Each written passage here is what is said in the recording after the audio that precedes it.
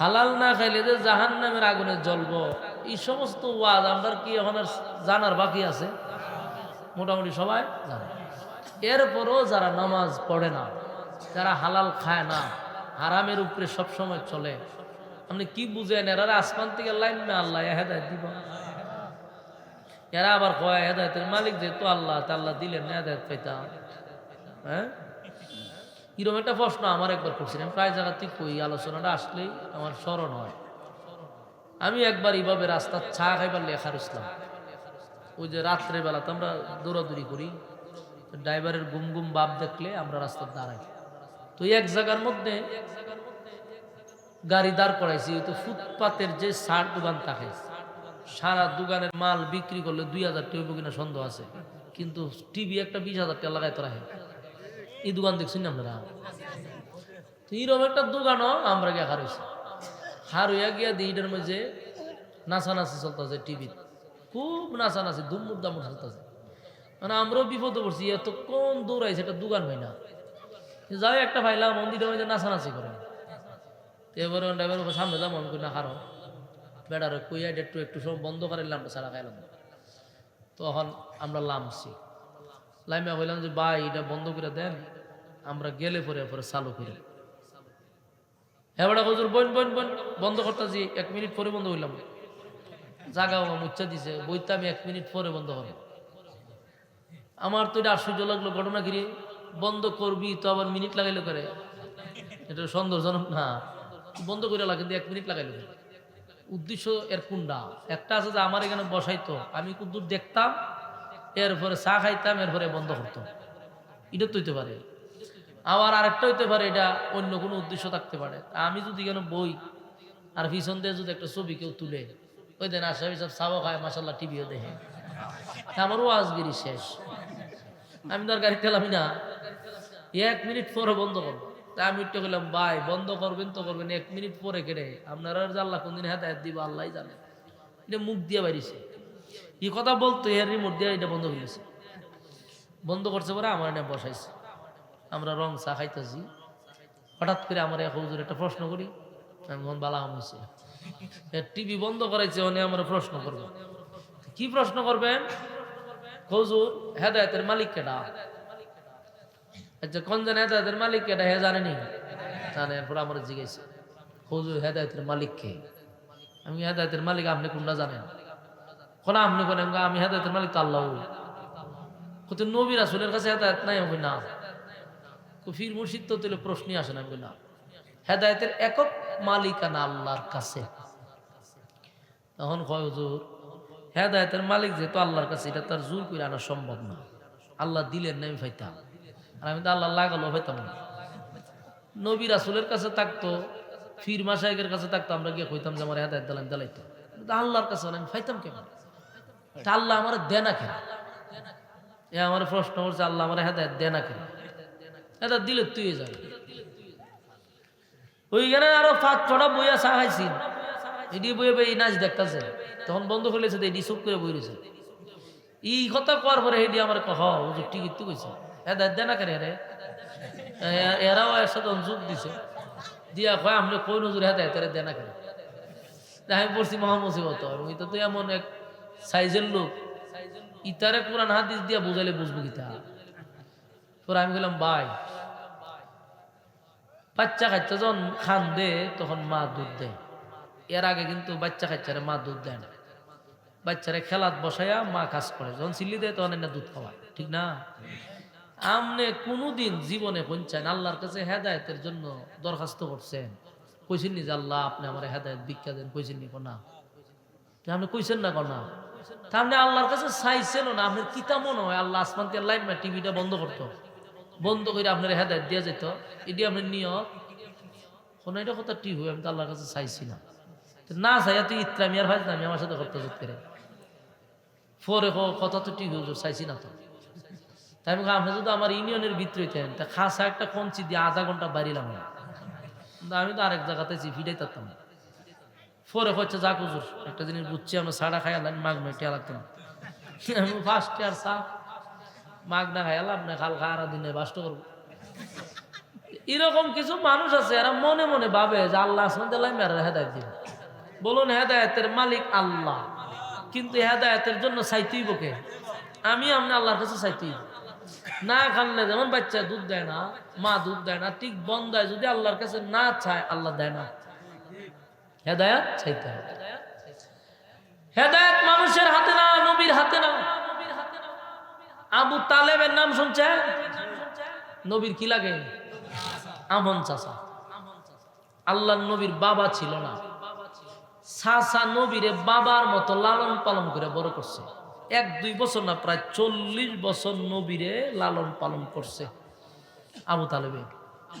লালন পালন যে করছে, নিজে না খাইয়া নবীরে খাওয়াইছে, বুকের সাথে জড়াইয়া দিরা ঘুমাইছে। নবীর সঙ্গে 3 বছর 3.5 বছর জেলখানা পর্যন্ত ছিল, এতটা মহব্বত করত। এই চাচা নবীর জন্য কি করে নাই। কিন্তু যেদিন আবু তালেব মরণাপন্ন, অসুস্থ হইয়া বিছনাত পড়ে গেছে, আল্লাহর রাসূল প্রতিদিন উনাকে কালেমার দাওয়াত দিত, কিন্তু উনি কালেমার গ্রহণ করে নাই। চিন্তা করলো যাই হোক, সমাজের একজন সর্দার মাতব্বর মানুষের একটা সমস্যা আছে, এই জন্য আমি ওনাকে এখন দাওয়াত দিই, এখনো যদি কালেমাটা পরে আল্লাহ মাফ করে দিব। তো চাচার দ্বারে গেছে, চাচা মরণাপন্ন, গিয়া দেহে আবু জাহিল্লার থেকে দইরা মক্কার যত বড় বড় শতান্ডি আছে সবটি আবু তালেবের এমনি ঘুরা বইরেছে, আর উনি মাঝখানে শুয়ে রয়েছে মরণাপন্ন। আল্লাহ রাসূল বুঝতে পারি সব শয়তান দিয়ে না বুয়া। রাসূল এরপরে ওনার কাছে গেছে, গিয়া হলো চাচা সারাটা জীবন আপনি আমার জন্য করছেন, কোন প্রতিদান আমি আপনারে দিতে পারলাম না। ছোটোর থেকে নিয়ে আপনি আমার লালন পালন করছেন, বাবার আদর আপনার কাছ থেকে পাইছি। চাচা একবার বলেন কি তো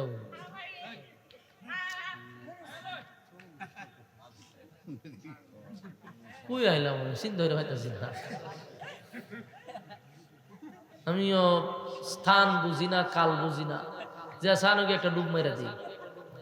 কোন চান এরা যে বললাম ভলান্টার দিয়া জায়গায় জায়গায় লুক ফিটিং রাখতো, এটা যদি আটকা চিল্লি মার, এটারে বুতে ধরে, এটারে জিনে ধরে বলতা দিকে না এসে কি একটা তাল বাহানা শুরু হইল।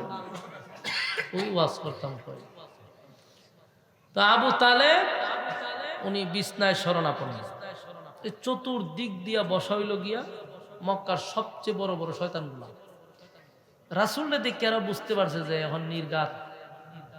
ইডি বন্ধ করেন, মোবাইলটি বন্ধ করেন।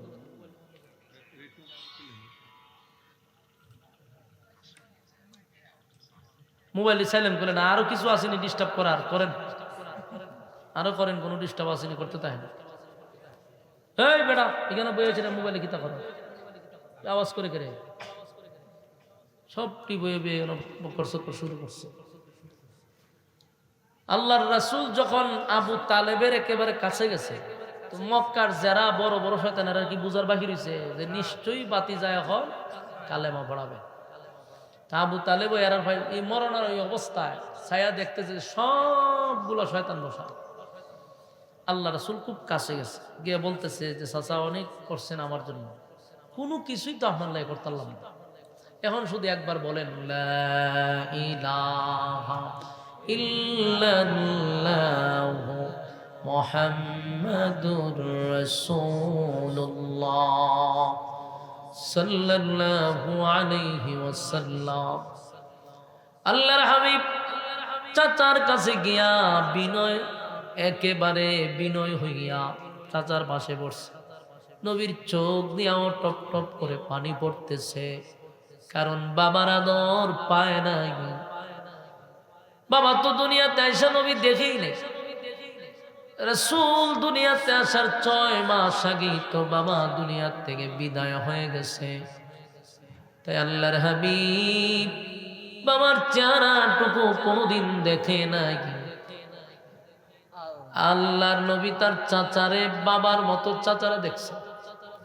চাচাও নিজের ভাতিজাকে সন্তানের মতো লালন পালন করছে, নিজের সাথে জড়ায়া দইরা ঘুমাইছে, নিজে না খাইয়া ভাতিজারে খাবার খাওয়াইল। বাতিজার বিরুদ্ধে কেউ কথা বললে। এখন আসুন যে বিষয়টা আমি আপনাদেরকে বুঝাইতে গেলে, আজকের আলোচ্য বিষয় হলো হেদায়েত। বলেন আলোচ্য বিষয় কি? হেদায়েত। তো হেদায়েত যে আল্লাহর হাতে, এটা যে মানুষের হাতে না, এই বিষয়টা আমাদের একটু বোঝা দরকার।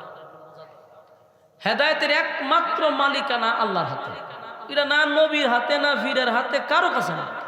তো দিবে কিভাবে বোঝা দরকার আছে। ওই যে রাসূল সাসার খানে খানে গিয়ে কইতেছে যে আপনি একবার শুধু কালেমাটা পড়ে, একবার পড়ে, লা ইলাহা ইল্লাল্লাহু মুহাম্মাদুর রাসূলুল্লাহ, একবার কালেমা পড়েন।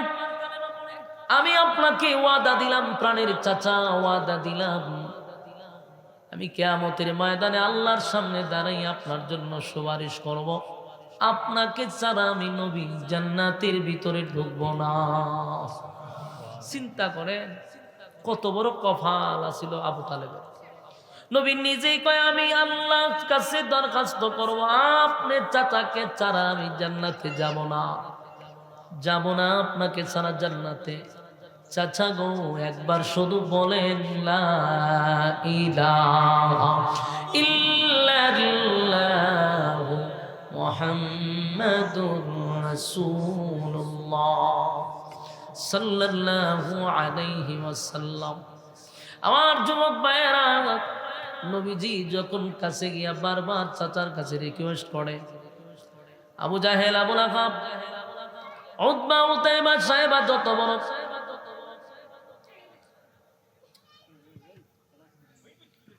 যত বড় বড় লিডার গণি ছিল, তারাও বুঝতে পারছে যে নবী কালেমার দাওয়াত দেয় রে। তাই আবু লাহাব, আবু তালেব বারবার তাকায় দেখে যায় আবু জাহেল বসা। নবী বুঝতে পারছে আমার চাচা কেন কালেমার দাওয়াত গ্রহণ করে না, কারণ বড় বড় লিডার গুলি চতুর্দিকে বসা।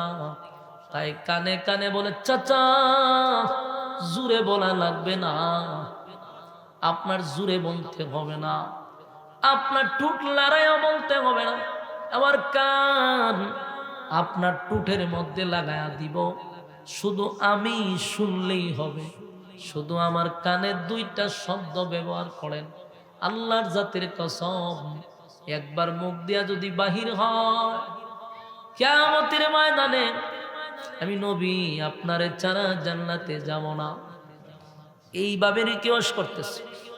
নবীর চোখ দিয়ে পানি পড়ে আর বলে, প্রাণের চাচা গো, বাবার আদর পাই নাই, আপনি আমারে বাবার মতো লালন পালন করছেন, আমার চোখের সামনে আপনি জাহান্নামে যাবেন, এটা আমি বরদাস্ত করতে পারি না।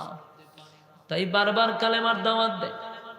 হঠাৎ করে আবু তালেব বলেন, বাতিজা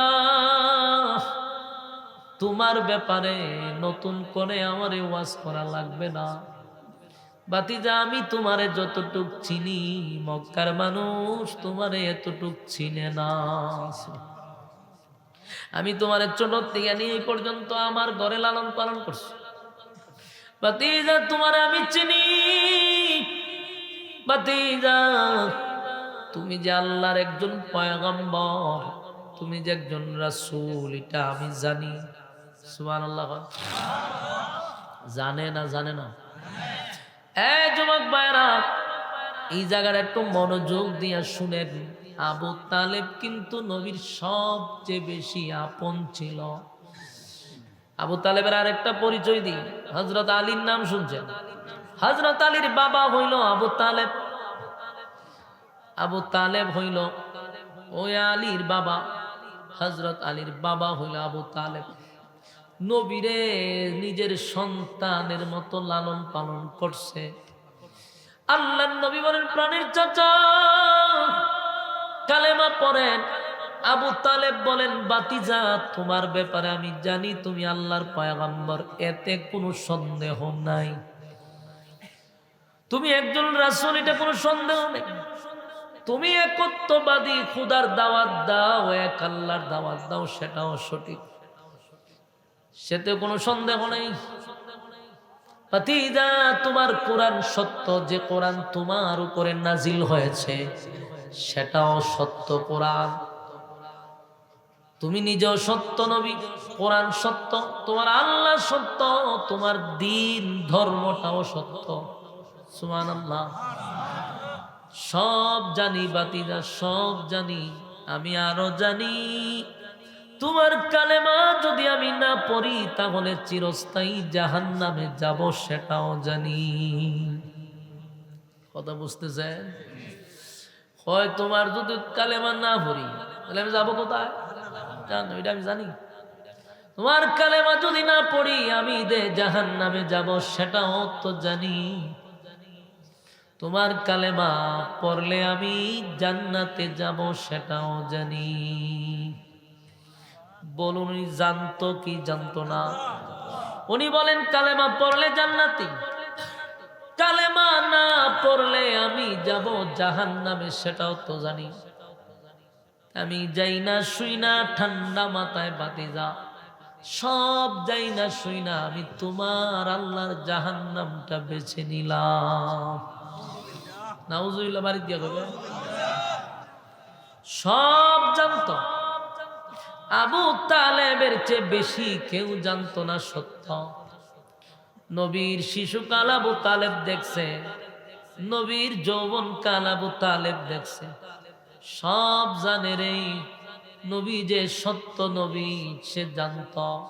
কিন্তু চিন্তা করেন, নিজে কয় তোমার আল্লাহর জাহান্নামটা আমি বেছে নিলাম। কেন বেছে নিল? আমি যদি এই মুহূর্তে তোমার কালেমাটা পড়ি আর আমি যদি ঈমান আনি একত্ববাদী খোদার উপরে, তাহলে মক্কার মানুষ সারাটা জীবন বলবে আব্দুল্লাহর পুত্র মোহাম্মদ। আর আবু তালেব তার বাতিজার কালেমা পইরা ঈমান আনছে, বাপ দাদার ধর্মের মধ্যে সুনকালি মারছে,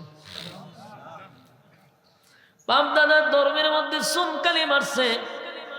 এই মানুষ যে আমার এইগুলা বলবে, এটা আমি সহ্য করতে পারবো না। আমার বিরুদ্ধে মানুষে মরার পরে সমালোচনা করবে, এটা আমি বরদাস্ত করতে পারবো না। তাই বাতিজা আমি নিজের থেকেই জাহান্নামটা বেছে নিলাম। যেই মাত্রই কথা বলছি, আল্লাহ নবীর চোখ দিয়া মুক্তার দানার মতো পানি পড়া শুরু হয়েছে। নবীজি এমন কান্না শুরু করছে, কান্নার বলে প্রাণের চাচা গো, বাবা না, বাবার আদর কোনোদিন পাই নাই, মাও নাই, মার আদরও পাই নাই।